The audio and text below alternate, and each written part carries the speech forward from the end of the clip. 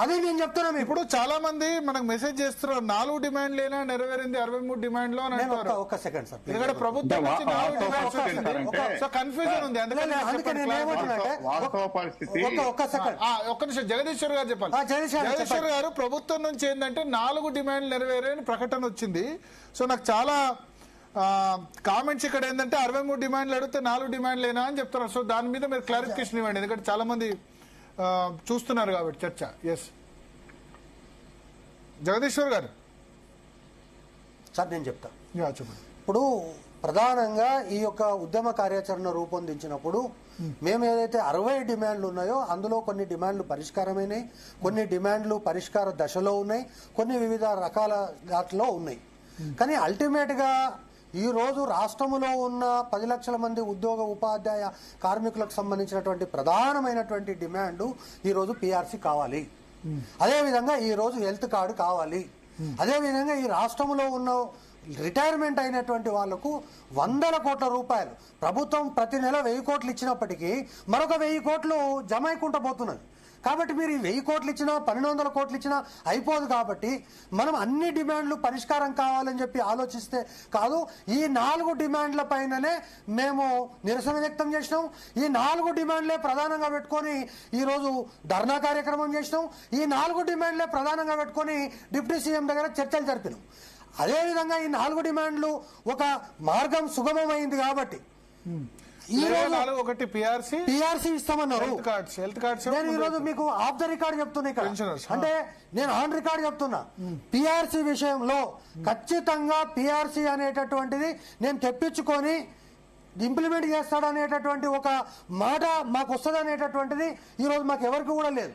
June 2కు మళ్ళా ఏదో ఒక ఎజిటేషన్ చేస్తే తప్ప పిఆర్సీ రాదనేది మీకున్న అభిప్రాయం నాకు ఉండే, కానీ ప్రభుత్వం అట్లా లేదు. ఒకటి.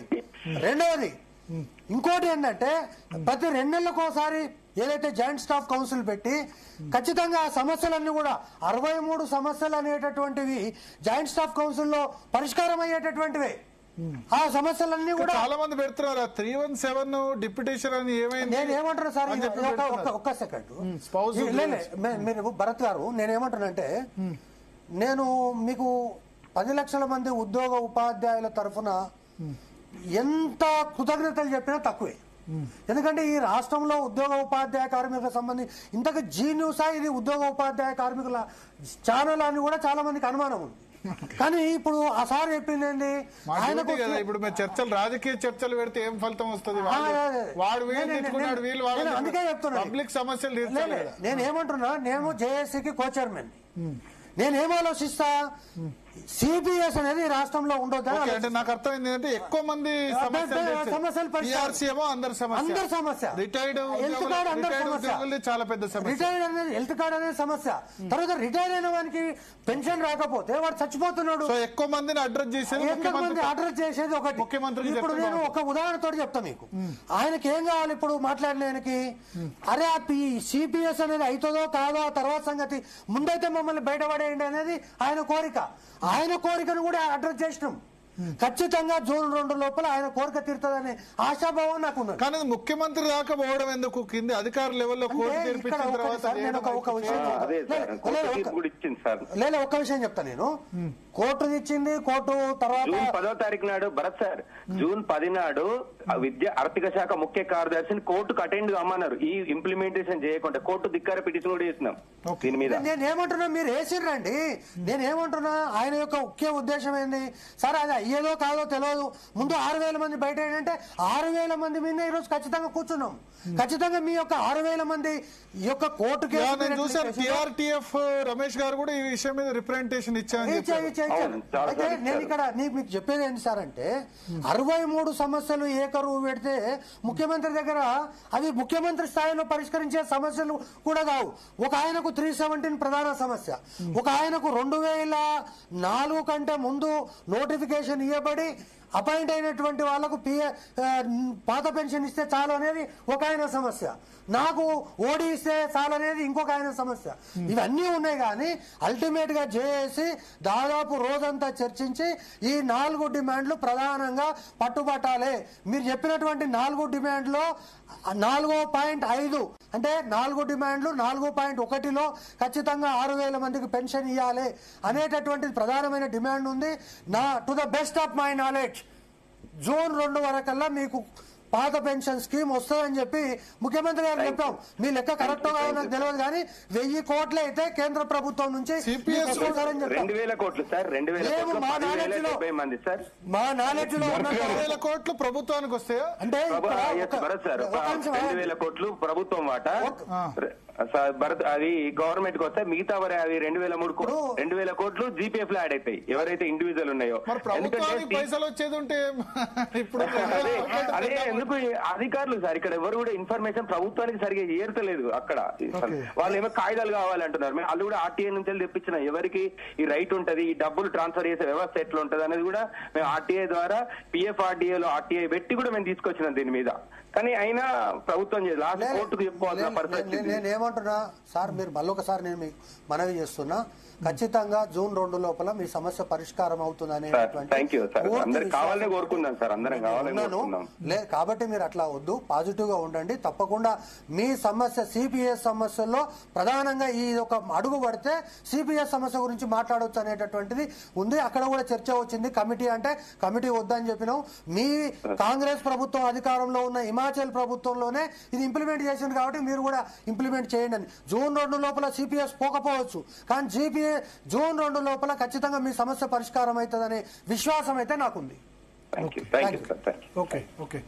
సో మసూర్ రెడ్డి గారు, ఓవరాల్ గా ఇప్పుడు 63 సమస్యల్లో 4 సమస్యలు రిటైర్డ్ ఉద్యోగులు, పిఆర్సి, సిపిఎస్, ఈ 3. ఇది కాకుండా ఇంకోటి ఏంది నాలుగోది జాయింట్ స్టాఫ్ కౌన్సిల్ అనేది ఏర్పాటు చేశారు కానీ joint staff council meeting last year ఏర్పాటు చేసినా జాయింట్ స్టాఫ్ కౌన్సిల్ మీటింగ్ పెట్టలేదు.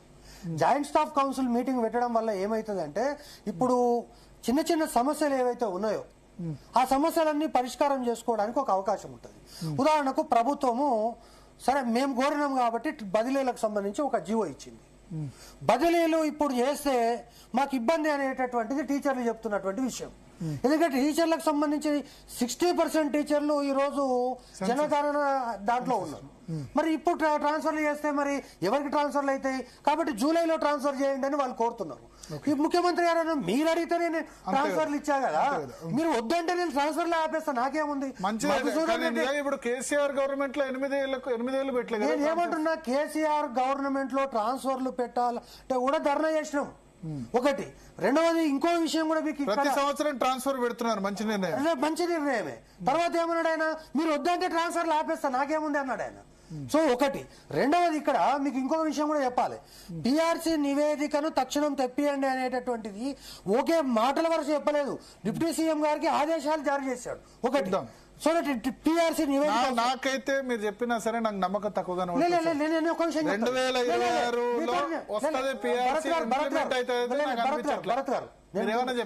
భరత్ గారు నేను దేని దృష్టిలో పెట్టుకుని చెప్తున్నా అంటే ప్రభుత్వ ఆర్థిక పరిస్థితి దృష్టిలో పెట్టుకుని చెప్తున్నా. లేదు భరత్ గారు, నేను కూడా చెప్తున్నా. మేము కూడా ఏమనుకుంటున్నాం అంటే ప్రభుత్వం ఏదో రకంగా ఈ పిఆర్సీని మెల్లమెల్లగా నెట్టుకొని ఎలక్షన్ టైంలో పిఆర్సీ ఇస్తుందేమో, మాకు పెద్ద ఎత్తున అన్యాయం జరుగుతుంది అనేటటువంటి ఆశాభావము లేదా అటువంటి ఆలోచన నాకు కూడా ఉంది. కానీ ఈ రోజు ఉన్నటువంటి పరిస్థితిలో జూన్ 2 కల్లా పిఆర్సీ ఇంప్లిమెంట్ అవుతుంది. ఒకటి. నెల రోజుల్లోనే జూన్ 2 కల్లా పిఆర్సీ పైన ఒక స్పష్టత వస్తుంది. సో అది జీవో ఇంప్లిమెంట్ చేయడము. ఇంకోటి మీకు ఇంకొక విషయం చెప్తా. గత ప్రభుత్వం జీవో ఇంప్లిమెంట్ చేసిన తర్వాత మేము పోయి పిఆర్సీ కమిషనర్ ముందు ధర్నా చేసినాం. ధర్నా చేసిన తర్వాత 1 సంవత్సరానికి రిపోర్ట్ ఇచ్చాడు. రిపోర్ట్ ఇచ్చిన తర్వాత 6 నెలలకు గానీ కేబినెట్ ముందుకు రాలేదు. కేబినెట్ ముందుకు వచ్చిన రిపోర్ట్ కాపీ మాకు ఇవ్వండి. 317 డిప్యూటేషన్ ఏమైంది? ఈ 317 డిప్యూటేషన్ అనేది చాలా మంది పెడుతున్నారు, ఎందుకంటే చిన్నది కదా, ఆల్రెడీ వాళ్ళు ఒప్పుకుంది కదా అని. నేను ఏమంటున్నా సార్, ఇక్కడ ఇప్పుడు జీతము పిఆర్సీ ఫర్ ఎగ్జాంపుల్ నాకు పిఆర్సీ రాలేదనుకోండి, నాకు ఆక్రోశం ఉండదు. కానీ 317 కింద నన్ను తీసుకుపోయి ఆదిలాబాద్ లేస్తే నా ఆక్రోశము, భార్య, పిల్లలు ఇదంతా కూడా వ్యక్తిగతంగా స్టార్టింగ్ లోనే చెప్పాను. స్టార్టింగ్ ఇటువంటి పరిస్థితుల్లో కన్వీనియంట్ ప్లేస్ లో ఉంటేనే ఉద్యోగం బాగా చేయగలుగుతారు. అది అయితే ఇప్పుడు అని చెప్పి అందరు హైదరాబాద్ రంగారెడ్డి తర్వాత ఏమైంది, ఈ యొక్క 317 జీవో ఇంత అస్తవ్యస్తం కావడానికి కారణం ఏంటి అంటే రాష్ట్ర విభజన తర్వాత దాదాపు ఒక 10 సంవత్సరాలు దీన్ని పట్టించుకోకుండా ఎప్పుడైతే 2 సంవత్సరాల లోపల ఇది కావాలంటే చివరి మంత్ లోపల ఆధార బాధరగా ఏదైనా కానీ రాత్రికి చేసి పడేయండి అనేటటువంటి పద్ధతిలో చేయడం వల్ల ఇది జరిగింది. ఉదాహరణకు 317లో ఇప్పుడు వచ్చిన సమస్య ఏంటంటే ఒకవేళ స్కూల్ అసిస్టెంట్ పోస్ట్ కనుక ఉమ్మడి జిల్లాకు సంబంధించి లేదా జోనల్ పోస్ట్ చేసి ఉంటే ఈ రోజు స్కూల్ అసిస్టెంట్లు 90% రిలీఫ్ పొందేవాళ్ళు. కానీ ఈ రోజు మహబూబ్నగర్ లో ఉన్న డిస్ట్రిక్ట్ పోస్ట్ చేయడం వల్ల మహబూబ్నగర్ లో ఉన్న టీచరు ఈ రోజు నారాయణపేటకు పోయాడు, జీవితంలో ఆయన నారాయణపేట నుంచి మళ్ళీ మహబూబ్నగర్కు రాలేదు. ఇటువంటివి అనేక సమస్యలు ఉన్నాయి. దాని మీద కూడా కేబినెట్ సమితికి పెట్టారు. ఖచ్చితంగా ఏమన్నారు, వీళ్ళు హామీ ఇచ్చారు కానీ మళ్ళీ డిప్యుటేషన్స్ ఇస్తామన్నారు. సో డిప్యుటేషన్ ఇచ్చే వరకల్లా ఇగో వాటిపైన కూడా కొంతమందికి ఏంటంటే ఇంకా సమస్య ఉంది. కాబట్టి ఈ రోజు ఏదో ఉద్యోగుల సమస్యలన్నీ పరిష్కారం అవుతాయి అని చెప్పి ఏదో మనం అంతా కూడా సిపిఎస్ నుంచి పవన్ గారు ఫోన్ లైన్ లో సిద్ధంగా ఉన్నారు. పవన్ గారు.